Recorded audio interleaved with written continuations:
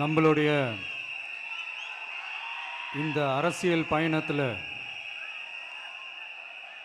மிக மிக மிக முக்கியமான ஒரு காலகட்டத்தில் நாம் இருக்கிறோம்.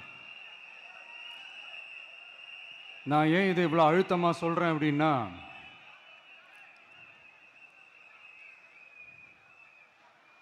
ஏதோ அழுத்தம் இருக்குமோன்னு நினைக்கிறீங்களோ? அழுத்தமா? நமக்கா?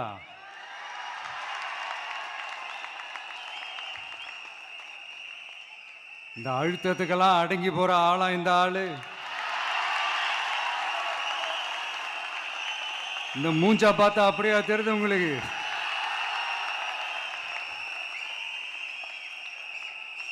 அதனால அப்படியெல்லாம் நடக்காது.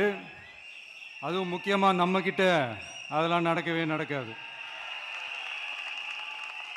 ஆனா அழுத்தம் இருக்குதான்னு கேட்டீங்கன்னா இருக்குது. அது நான் இல்லைன்னு சொல்ல வரல. நமக்கு இல்ல, மக்களுக்கு.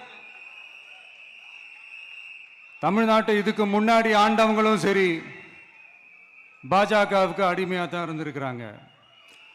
ஸோ அவங்கள நம்பியும் ஒரு பிரயோஜனமும் இல்லை.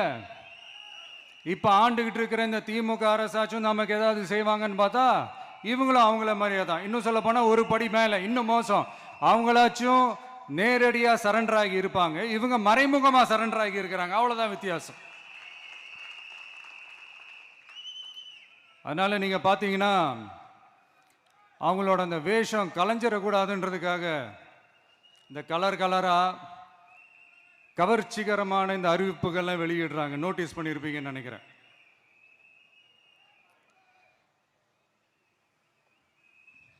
அதனால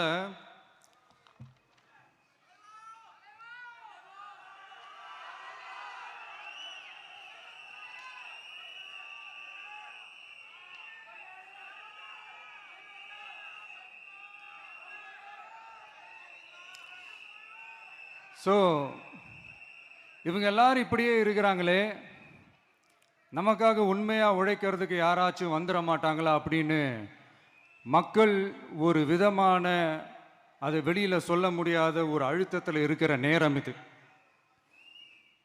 மாற்றி மாற்றி ஓட்டு போட்டு ஏமாந்து அவங்க இப்போ நம்மளை நம்புகிறாங்க. நம்மளுடைய இந்த தமிழக வெற்றி கழகத்தை இந்த விஜய் கூட நிப்பான்னு நம்புகிறாங்க.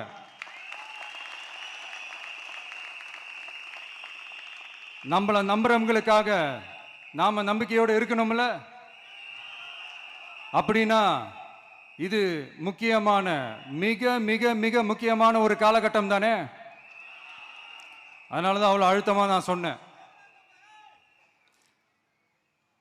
இந்த தேர்தல், இந்த கூட்டணி, இதெல்லாம் பற்றி நிறைய இந்த ஹேஷியங்கள் ஜோஷியங்கள் எல்லாம் நடந்துகிட்டு இருக்கு இல்லையா? என்னப்பா இந்த விஜய் இப்போதான் வந்திருக்கிறாரு, இவர் கூடலாம் யார் வரப்போகிறா, அவங்க வரமாட்டாங்க, இவங்க வரமாட்டாங்க, அப்படி இப்படின்ட்டு நம்மளை பற்றி ஒரு அண்டர் எஸ்டிமேட் பண்ணிகிட்டு இருக்காங்களே. அதுனா நமக்கு புதுசாக என்ன? 30 வருஷமாக நம்மளை அண்டர் எஸ்டிமேட் பண்ணிட்டு தான் இருக்கிறாங்க. ஆனால் மக்கள் கரெக்டாக நம்மளை எஸ்டிமேட் பண்ணி ரொம்ப அழகாக, ரொம்ப அக்கறையாக, ரொம்ப தெளிவாக, ரொம்ப தீர்க்கமாக நமக்குன்னு ஒரு இடத்த கொடுத்துருக்குறாங்கல்ல. எப்படி? என் கேரியரின் உச்சமான ஒரு இடத்த கொடுத்துருக்குறாங்கல்ல. அதை இந்த நாடே பார்த்துக்கிட்டு இருக்குல்ல. ஏன் அப்படி எனக்கு அந்த இடத்த கொடுக்கணும்? ஏன்னா இந்த விஜய் நம்ம பிள்ளையாச்சே, நம்ம அண்ணனாச்சே, நம்ம தம்பியாச்சேன்னு சொல்லி அவங்க மனசுல அப்படி தோணுது. அதனாலதான் நமக்கு அப்படி ஒரு இடத்த கொடுத்து உள்ளன்போடு அள்ளி நம்மளை அரவணைச்சிக்கிட்டு இருக்கிறாங்க. அப்படி நம்மளை நம்புறவங்களுக்காக நாம உழைக்கிறதே அது ஒரு பழக்கமாகி இப்ப அதுவே என்னுடைய ஒரு ஒரிஜினல் கேரக்டராகவே மாறிடுச்சு. இத்தனை வருஷமா இருக்கிற அந்த உழைக்கிற குணம் அது எப்படி மாறும்? அதெல்லாம் மாறவே மாறாது. அரசியலுக்கு வந்ததுக்கு அப்புறமும் சரி, ஆட்சி அதிகாரத்துக்கு வந்ததுக்கு அப்புறமும் சரி, ஒன்னே ஒன்று சொல்ற, எழுதி வச்சுக்கோங்க. இதுக்கு முன்னாடி இருந்தவங்க மாதிரியோ இல்லை இப்போ இருக்கிறவங்க மாதிரியோ ஊழல் செய்யவே மாட்டான்.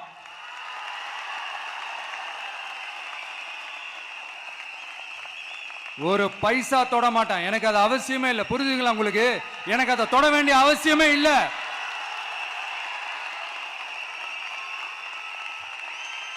ஒரு துளி ஊழல் கரை கூட படியவே படியாது, படியவும் விட மாட்டான்.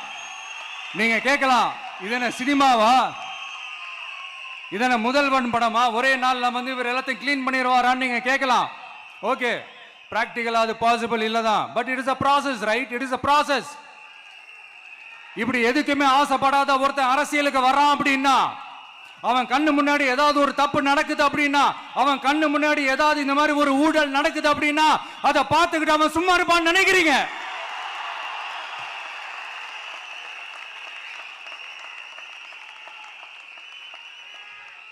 அதனால இந்த தீய சக்தியா இருக்கட்டும், இந்த ஊழல் சக்தியா இருக்கட்டும், ரெண்டு பேரும் தமிழ்நாட்டை ஆண்டவை கூடாது.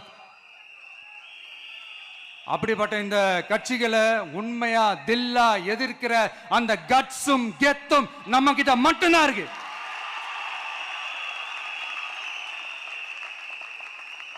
அதனால நீங்க என்ன சூழ்ச்சி நம்ம மேல பண்ணாலும், என்ன அழுத்தம் நீங்க கொடுத்தாலும், இந்த அடங்கி போறதுக்கோ, இந்த அண்டி பொழைக்கிறதுக்கோ, இல்ல இந்த அடிமையா இருக்கிறதுக்கால நாம அரசியலுக்கு வரல. என் மண்ணுக்கும் மக்களுக்கும் யார் என்ன தீங்கு செஞ்சாலும் அதை எதிர்த்து அவங்க கிட்ட இருந்து நம்ம மக்களை பாதுகாக்கிறதுக்காக தான் நம்ம அரசியலுக்கே வந்திருக்கிறோம். அண்ட் முக்கியமா தோழர்களே, மக்களுக்கு என் மேல மட்டும் நம்பிக்கை இருந்தா அது பத்தாது. என் கூட டிராவல் பண்ற என்னோட எல்லா தோழர்கள்கிட்ட அந்த நம்பிக்கை வரணும்.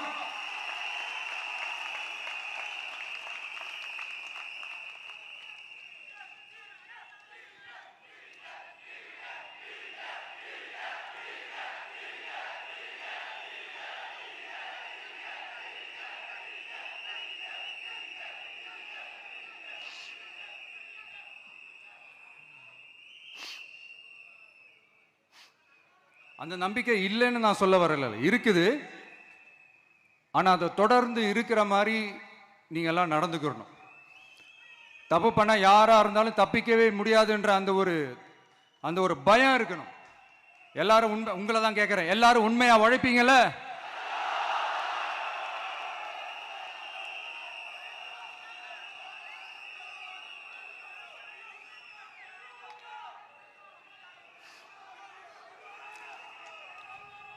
யாருக்காகவும் எதுக்காகவும் நம்மளோட அரசியல்ல காம்ப்ரமைஸ் பண்ணிக்கவே கூடாது. செய்வீங்கல்ல?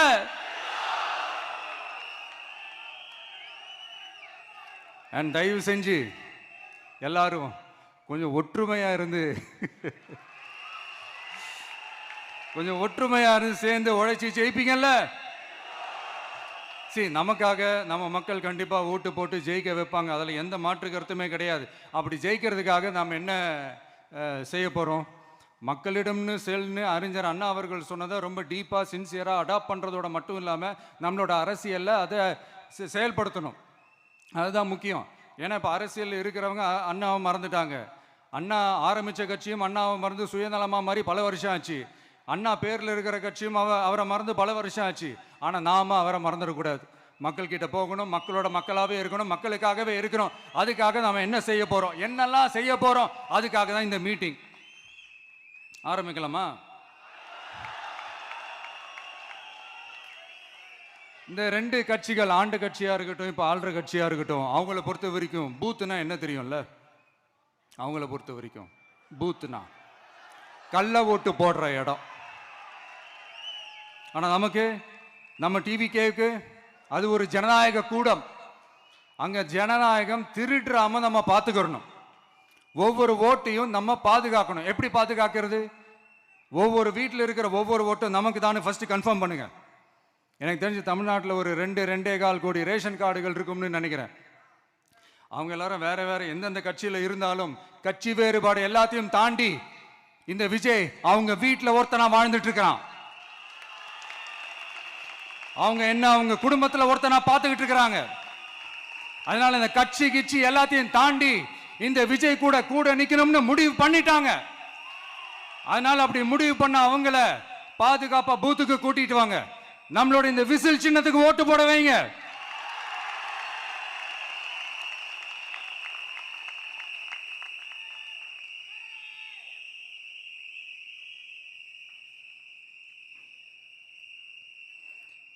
ஒன்றியம், நகரம், பேரூர், பகுதி, கிளைன்னு இங்க வந்திருக்கிற நம்மள எல்லார் நிர்வாகிகளும் தான் நம்ம கட்சியினுடைய ஆணி வேர். நீங்க எல்லாரும் சுதந்திரமா செயல்படணும், சுதந்திரமா செயல்பட விடணும்.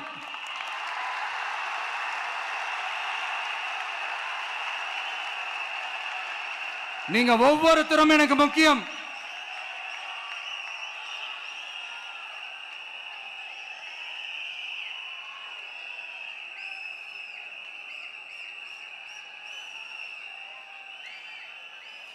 நீங்க தான் நம்மளுடைய இந்த பிஎல்ஏஸ் பூத் லெவல் ஏஜென்ட்ஸோட களத்தில் நின்று வேலை பார்க்க போற ஃப்ரண்ட் லைன் வாரியர்ஸ்.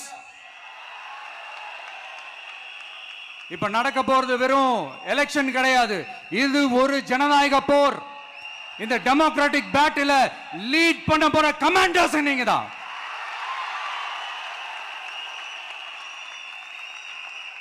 நான் ஏன் இது எவ்வளவு ஸ்ட்ரெஸ் பண்ணி சொல்றேன் அப்படின்னா, இந்த தீய சக்தி எப்படி, இந்த தீய சக்தியோட தில்லு முள்ளுலாம் உங்களுக்கே நல்லா தெரியும். முழிச்சிட்டு இருக்கும் போது முழியை தோண்டி எடுத்துட்டு போற கூட்டம். அதனால கொஞ்சம் ஜாக்கிரதையா இருக்கணும். நம்ம எலெக்ஷனுக்கு இன்னும் 3 மாசம் தான் இருக்குது, அவ்வளவு கூட இல்லைன்னு நினைக்கிறேன். இந்த 3 மாசத்துல நீங்க செய்ய போற அந்த களப்பணியில தான் நம்மளுடைய வெற்றியே இருக்குது. உங்களுக்கு இந்த விஜய் பிடிக்கும்ன்றது உண்மைனா, சத்தியம்னா, உங்களோட உழைப்புல அதை காட்டுங்க. அப்புறம் நாங்க அறிவிக்க போற வேட்பாளர்களுக்கு நீங்க உங்களுடைய முழு ஒத்துழைப்பை நீங்க கொடுக்கணும். கொடுப்பீங்க தானே?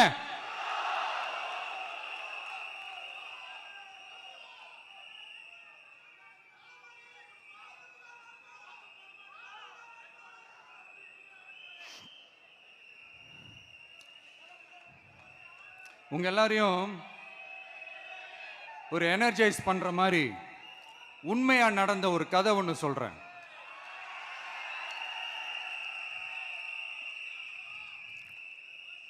சொந்த நாட்டையே ஒரு கூட்டம் அபகரிக்குது. சொந்த நாட்டிலேயே இருக்க முடியாத அளவுக்கு ஒரு நெருக்கடி ஏற்படுது. ஸோ வேற வழி இல்லாமல் அந்த நாட்டை விட்டே வெளியே போய் வேற ஒரு இடத்துக்கு போய் காடு மலை அப்படி இப்படின்னு சுற்றி மறைஞ்சு வாழ வேண்டிய ஒரு சூழ்நிலை ஏற்படுது. என்னடா இப்படியே ஓடிக்கிட்டு இருக்குமேன்னு சொல்லிட்டு தன்னோட நட்பு சக்திங்க கிட்ட பேசி ஒரு பெரும் படையை திரட்டிக்கிட்டு அதிரடியா ஒரு போரை நடத்தி அந்த நாட்டையே திருப்ப மீட்டு எடுத்தது யார் தெரியுமா? நம்ம கொள்கை தலைவர்களை ஒருத்தரான ராணி வேலு நாச்சியார் அவர்கள் தான். அவங்களுக்கு அந்த நட்பு சக்தியா கூட இருந்து உழைச்சது சின்ன மருது, பெரிய மருது, சையது, கார்கின்னு சொல்லிட்டு அந்த 3 பேரும் தான். ஆங்கிலேயர் படை, ஆற்காட்டு படை மாதிரி அந்த 2 பெரும் படையை அடிச்சு துவம்சம் பண்ணிட்டு அந்த நாட்டையை திருப்பி மீட்டு எடுத்தது வேலு நாச்சியார். அன்னைக்கு இருந்த ஆங்கிலேயர் படை, ஆற்காட்டு படை மாதிரி இன்னைக்கு என்னென்ன படை இருக்குதுன்னு உங்க எல்லாருக்குமே நல்லா தெரியும். அதனால அந்த 2 படை மட்டும் இல்ல, இன்னும் எத்தனை படை வந்தாலும் எதிர்த்து நின்று ஃபேஸ் பண்றதுக்கு ஒரு நல்ல தலைமையும் இத்தனை சக்திகள் என் கூட இருக்கும் போது, இத்தனை சின்ன மருது, இத்தனை பெரிய மருது, இத்தனை சையது, கார்கிகள் என் கூட இருக்கும் போது நம்ம நாட்டை நம்மளால மீட்டெடுக்க முடியாதான?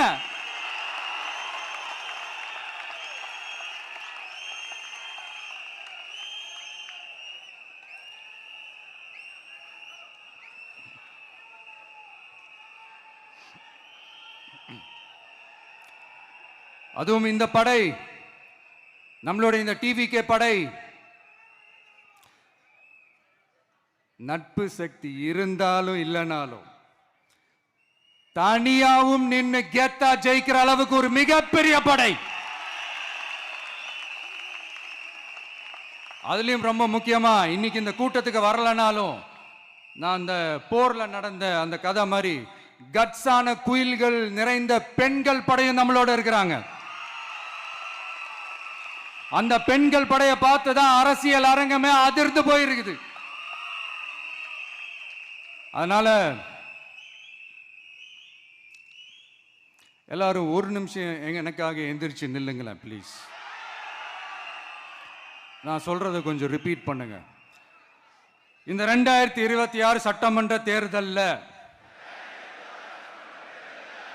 நாம எல்லாரும் உண்மையாக உழைப்போம், சத்தியமாக உழைப்போம், உறுதியாக உழைப்போம், ஒற்றுமையாக உழைப்போம்.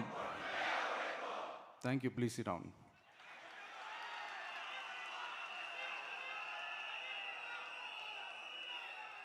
உங்களோட இந்த வார்த்தையை நான் மனப்பூர்வமா நம்புறேன். நான் ஏற்கனவே சொன்ன மாதிரி இந்த வரப்போற தேர்தல் இதுவரைக்கும் தமிழ்நாடு பார்த்திராத ஒரு வித்தியாசமான தேர்தல். நம்மளுடைய படை வரிசையும் அப்படிதான், ஒரு பவர் பேக்ட் ஃபோர்ஸ். இவ்வளவு நாள் இதை நாம மட்டும்தான் சொல்லிக்கிட்டு இருந்தோம். இப்ப கொஞ்சம் கொஞ்சமா அதை வெளியில சொல்ல ஆரம்பிக்கிறாங்க. என்னடா இந்த விஜய் கூட இருக்கிற ஃபோர்ஸை பார்த்தா சாதாரண ஃபோர்ஸ் மாதிரி தெரியல, மிலிட்ரியோட பெரிய ஃபோர்ஸா இருக்குது, வரப்போற எலெக்ஷனை கணிக்கவே முடியல, அப்படி இப்படின்னு சில குரல்கள்லாம் கேட்க ஆரம்பிக்குது. கணிக்கவே முடியலன்னு அவங்க வேணா சொல்லலாம், ஆனா மக்கள் ஆல்ரெடி கணிச்சு முடிச்சுட்டாங்க. அவங்க மனசை நல்லா புரிஞ்சு வச்சிருக்கிற நமக்கு அது நல்லாவே தெரியும். அதனால இந்த எலெக்ஷன் ரிசல்ட்டுக்கு அப்புறம் இந்த தீய சக்தி கிட்ட இருந்தோம், இந்த ஊழல்வாத அடிமை சக்தி கிட்ட இருந்தோம், தமிழ்நாட்டை மீட்டுட்டோம்னு உறுதியா அறிவிப்போம். அதுல என்ன மாற்று கருத்து கிடையாது. அதனால என் நெஞ்சில் குடியிருக்கும் தோழர்களே, தோழிகளே, உங்களோட நான் இருக்கேன், நம்மளோட நம்ம மக்கள் இருக்கிறாங்க. இதுக்கு மேல என்ன வேணும்? கான்பிடண்டா இருங்க, நல்லதே நடக்கும், வெற்றி நிச்சயம். மீண்டும் சந்திக்கும் வரை நன்றி, வணக்கம். தமிழக வெற்றி கழகத்தின் வெற்றி தலைவர், தர்மத்தாயின் தவ புதல்வன், தலைவரின் பொற்கரங்களால் ப்ளீஸ் சார், ப்ளீஸ் சார்.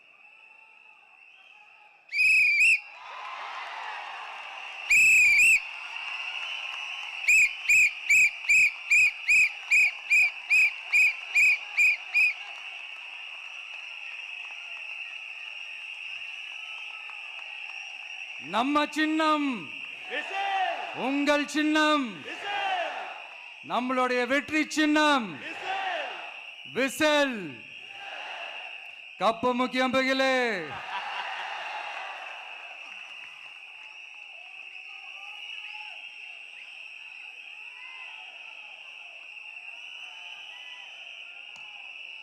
நம்முடைய வெற்றி சின்னத்தை வரலாறு படைக்க போகிற தமிழக வெற்றி கழகத்தின் சின்னத்தை வெற்றி தலைவர் அவர்கள் இப்போது உங்கள் முன்னால்